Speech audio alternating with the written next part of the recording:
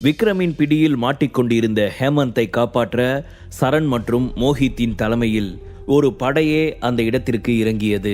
அவர்கள் ஹேமந்தை காப்பாற்றியதுடன் விக்ரமை கொலை செய்யவும் முயற்சி செய்து கொண்டிருந்தார்கள். கடைசியாக விக்ரமை தன் கட்டுப்பாட்டிற்குள் கொண்டு வந்து மன்னிப்பு கேட்கும்படி மிரட்டி கொண்டிருக்கும் போது சரியாக அந்த நேரத்தில் சுவிக்ஷா அங்கே வந்தாள். அவளுடைய பாடிகார்ட்ஸுடன் அங்கே வந்த சுவிக்ஷா சரண் மற்றும் மோஹித்தை குறிவைத்து விக்ரமை விடும்படி போராடி கொண்டிருந்தாள். சுவிக்ஷாவும் மும்பையில் ஒரு பெரிய குடும்பத்தை சேர்ந்த பெண் என்பதால் அவளுக்கு இயற்கையாகவே செல்வாக்கு அதிகமாக இருந்தது. அது மட்டும் இல்லாமல் சுவிக்ஷாவின் அண்ணனும் மும்பையில் ஒரு இளம் ஹீரோவை போல பிரபலமாகி இருந்தான். ஆதவன் குடும்பத்தில் யாருடனும் சரண் ஒத்துப்போவதில்லை. அவர்கள் எல்லோருக்குமே சுவிக்ஷா இங்கே வந்து இருப்பது மிகவும் ஆச்சரியமாகவும் அதிர்ச்சியாகவும் இருந்தது. ஏற்கனவே அவனால் முழுவதுமாக பாதிக்கப்பட்டு இருந்த ஹேமந்துக்கு சுவிக்ஷா விக்ரமை காப்பாற்ற அங்கே வந்து இருப்பதை கொஞ்சம் கூட ஏற்றுக்கொள்ள முடியாமல் கோபத்தில் தவித்து கொண்டிருந்தான். சுவிக்ஷா, நீங்க இங்க என்ன பண்றீங்க? நாங்க யாரும் உங்களை தொந்தரவு பண்ணவே இல்லையே. ஏன் தேவையில்லாம இந்த பிரச்சனையில வந்து தலையிடுறீங்க? இது சரியில்லை. முதல்ல எங்க மேல வச்சிருக்கிற ஸ்னைஃபர் குறிய வேற பக்கமா மாத்துங்க என்று சொன்னான் சரண். அவளிடம் அதிகார தொனியில் பேச தைரியம் இல்லாமல் லேசாக சிரித்தபடியே சொன்னான். துப்பாக்கியின் குறி அவனை நோக்கி இருக்கும்போது அந்த நேரத்தில் அவனுக்கு என்ன செய்ய வேண்டும் என்ற எந்த ஐடியாவும் இல்லை. கோபத்தில் ஏதாவது ஏடாகூடமாக நடந்துவிட்டால் அதற்கு பிறகு யோசிப்பதற்கு கூட நாம் இருப்போமா என்பது தெரியாது என்பதால் அமைதியாக இருக்க முடிவு செய்தான். சுவிக்ஷா ஏன் இங்கே வந்தாள் என்பது அவனுக்கு இன்னமும் புரியவில்லை. எல்லா வழிகளிலும் யோசித்து பார்த்தாலும் அவளுக்கும் விக்ரமுக்கும் என்ன சம்பந்தம் இருக்கிறது என்று சுத்தமாக தெரியவில்லை. அந்த நேரத்தில் சுவிக்ஷாவின் பார்வை நேராக விக்ரமின் மீது விழுந்தது. அதே நேரத்தில் கூட்டத்தில் இருந்த சுரபியையும் அவள் கண்டுபிடித்து லேசான கிண்டலான பார்வையுடன் சிரித்தாள். அப்போது மெதுவாக அவள் விக்ரமின் அருகில் வந்து அவன் காதில் கிசுகிசுத்தாள். விக்ரம், இப்போ எனக்கு என்ன சொல்ல போற? தேங்க்ஸா இல்ல சாரியா? சரியான நேரத்துல நானும் என்னோட பாடிகார்ட்ஸும் இங்க வரலனா இந்நேரம் உன்னோட நிலைமை என்ன ஆகியிருக்கும்னு நினைச்சு பாத்தியா? கண்டிப்பா அவங்க உன்னை கொன்னு இருப்பாங்க. நீ வேணா உசுருக்கு பயப்படாம இருக்கலாம், ஆனா உனக்காகவே வாழற என்ன கொஞ்சம் நினைச்சு பாத்தியா என்று கேட்டாள். அந்த விஷயத்தை கேட்டவுடன் விக்ரமிற்கு டக்கென சுரபியின் ஞாபகம் வந்தது. அவன் லேசாக ஓரக்கண்ணால் அவளை பார்த்தான். விக்ரமிற்கு கல்யாணமான விஷயமும் அவனுடைய மனைவி சுரபியும் இதே இடத்தில்தான் இருக்கிறாள் என்பதும் இன்னமும் சரணுக்கும் மோஹித்துக்கும் தெரியாது. ஒருவேளை தெரிந்திருந்தால் அவளை பிணைய கைதியாக வைத்துக்கொண்டு விக்ரமை மன்னிப்பு கேட்கும்படி மிரட்டியிருக்க வாய்ப்பிருந்திருக்கும். அவர்களுக்கு இந்த விஷயம் தெரியாமல் இருப்பதே நல்லது என்று நினைத்தான் விக்ரம். அதனால் அவனது உணர்வுகளை நேரடியாக சுரபியிடம் காட்டுவதற்கு தயங்கினான். உண்மையில் விக்ரமிற்கு ஏதாவது ஆகிவிட்டால் சுரபியின் நிலைமையை நினைத்து பார்க்கவே மிகவும் கஷ்டமாகவே இருந்திருக்கும். இப்பதான் நமக்குள்ள கொஞ்சம் கொஞ்சமா ஒரு புரிதல் ஏற்பட்டு லைஃப் ஸ்மூத்தா போயிட்டு இருக்கு. இந்த நேரத்துல தான் இவங்க எல்லாம் வரணுமா? இவனுங்களை கூட சமாளிச்சிடலாம், ஆனா இந்த சுவிக்ஷாவை சமாளிக்கிறது தான் ரொம்ப பெரிய விஷயமா இருக்குது என்று விக்ரம் மனதிற்குள் நினைத்து கவலைப்பட்டு கொண்டிருந்தான். என்ன, எனக்கு எப்படி இதெல்லாம் தெரியும்னு நினைக்கிறியா என்று சுவிக்ஷா அவனை பார்த்து கேட்டாள். அவன் மனதில் நினைத்ததை அப்படியே அவள் சொல்வதை கேட்டு விக்ரம் ஷாக்காக அவளை பார்த்தபடி எதுவும் தெரியாதபடி மீண்டும் கண்டுகொள்ளாமல் இருந்தான். சுவிக்ஷா வழக்கம் போல எப்போதும் விக்ரமை கண்காணிக்க சிலரை ஸ்பையாக யூஸ் செய்து கொண்டிருந்தாள். அப்படி அவனை ஃபாலோ செய்து வரும்போதுதான் இந்த விஷயம் எல்லாம் அவளுக்கு தெரிய வந்தது. உடனே அங்கிருந்து வேகமாக விக்ரமை காப்பாற்றி அவனிடம் ஒரு நல்ல பெயரை எடுக்க வேண்டும் என்று நினைத்தாள் சுவிக்ஷா. அவளுக்கு விக்ரம் மீது பாசம் இருந்தாலும் அதை விடவும் அவன் தன்னை கவனிக்க வேண்டும் என்பதற்காக எப்படியாவது ஏதாவது செய்து அவனை இம்ப்ரெஸ் செய்ய நினைத்தாள். அவள் நினைத்தது போலவே விக்ரமை காப்பாற்றி அவன் மனதில் ஒரு நல்ல இடத்தை பிடிக்க அவளுக்கு ஒரு சரியான சந்தர்ப்பம் அமைந்தது. அதை நினைத்து உண்மையிலேயே மிகவும் சந்தோஷப்பட்டாள் சுவிக்ஷா. விக்ரம் அவளை பலமுறை நிராகரித்தாலும் அந்த நேரத்தில் அவன் மீது இருக்கும் கோபம் சீக்கிரமே சமாதானமாக முடிந்து விடுகிறது. மீண்டும் விக்ரம் அவனை பார்க்கும்போதோ அவன் ஏதாவது பிரச்சனையில் இருக்கும்போதோ அவள் விக்ரமிற்கு உதவி செய்ய வேண்டும் என்று தோன்றியது. இருந்தாலும் விக்ரமை பற்றி அவள் ஏற்கனவே தன் அண்ணனிடம் சொல்லியிருந்தாள். ஆனால் அது அப்போதைய கோபம் மட்டும்தான். அவளுக்கு விக்ரம் தான் எப்போதும் தன்னுடைய உயிராக நினைத்தாள். அவனுக்காக எந்த எல்லை வரைக்கும் போவதற்கு தயாராக இருந்தாள் சுவிக்ஷா. நீ எதுக்காக இதெல்லாம் பண்ற? நான் நினைச்சிருந்தா இந்த இடத்துல இருந்து ரொம்ப ஈஸியா தப்பிக்க முடியும். எங்களுடைய பிரச்சனையை நாங்க பாத்துக்கிறோம். முதல்ல நீ இங்கிருந்து கிளம்பு என்று அவளை பார்த்து சொன்னான் விக்ரம். அவன் சொன்னதை கேட்டு சரணும் மோஹித்தும் கைகளை மேலே தூக்கியபடி ஒருவரை ஒருவர் பார்த்து கொண்டார்கள். என்ன இது? நாம சொல்ல வேண்டிய விஷயத்தெல்லாம் அவன் சொல்லிக்கிட்டு இருக்கான். எது எப்படியோ அவ இந்த இடத்தை விட்டு போனா அதுவே போதும். ஆதவன் குடும்பத்து கூட எல்லாம் சண்டை போட்டு நம்மளோட மூக்க நாமளே உடைச்சிக்க கூடாது என்று நினைத்தான் சரண். விக்ரம் சுவிக்ஷாவை இந்த இடத்தில் இருந்து கிளம்ப சொன்னதும் அவள் லேசாக சிரித்தபடி, ஏன் வந்ததுமே என்ன வெளியே அனுப்ப பாக்குற?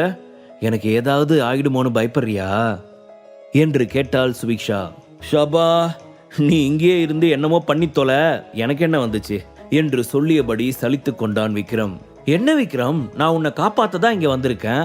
அதுக்கு எனக்கு தேங்க்ஸ் சொல்லாட்டியும் பரவாயில்ல, அட்லீஸ்ட் திட்டாமையாச்சும் இருக்கலாம்ல என்று கேட்டாள் சுவிக்ஷா. நீ வந்து காப்பாத்துற அளவுக்கெல்லாம் இங்க ஒண்ணுமே நடக்கல. அவங்க அப்படி என்ன பண்ணிட போறாங்க என்று கேட்டான் விக்ரம்.